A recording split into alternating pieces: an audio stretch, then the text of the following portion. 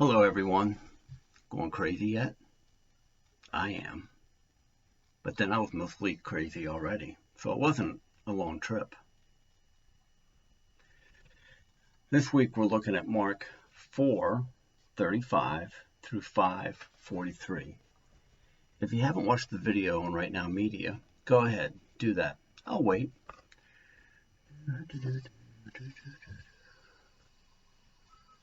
I'm just kidding, I can't wait that long. Last week's video was almost too long to upload. So I'm just going to concentrate on one part of the passage, the storm on the Sea of Galilee. Have you ever been in a situation where you were panicking? I mean sweating, not sure what to do kind of panic. I have. It's not fun. I've experienced a storm in my life, more than once. I think most of us think of the Sea of Galilee as some sort of little duck pond. Minus the ducks, of course. But the Sea of Galilee is 13 miles long by 8 miles wide.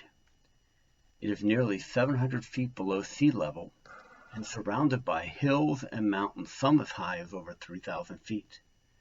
Because of its location, and don't ask me, I don't really understand all that, it is subject to sudden and violent storms that are usually short in duration.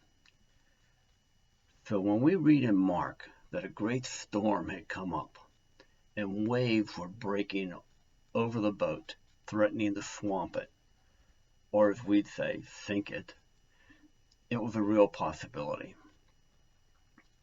Think about it. How do ships or boats float? Because of their buoyancy. Their buoyancy is created because there's no water in the boat. Seems rather simple, and it is. You see, ships don't sink because of the water around them. Ships sink because of the water that gets in them. And here's a fact. Being a Christian does not mean that there will not be trouble, storms in your life. Even Christians get sick and sometimes die. None of us get out of this life alive. But we can be sure of this. God will either calm the storm or he will calm us. The boat was in the storm. The secret to keeping it floating was to keep the storm out of the boat. A friend once put it this way. You see, Jesus was in the storm while the disciples had allowed the storm to get in them. As I look back on my storms, the first one was miserable. I was like the terrified disciples, not knowing what was going to happen. I did not know God like I know him now. So the second storm brought a different experience. It was still a storm, but I knew Jesus would either calm the storm or calm me. Looking back, I think he did a little of both.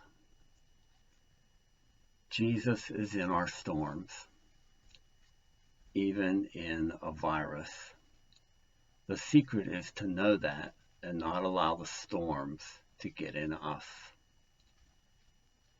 So more personally, for today, Jesus is in the virus, and he is not panicked, and neither should we be panicked.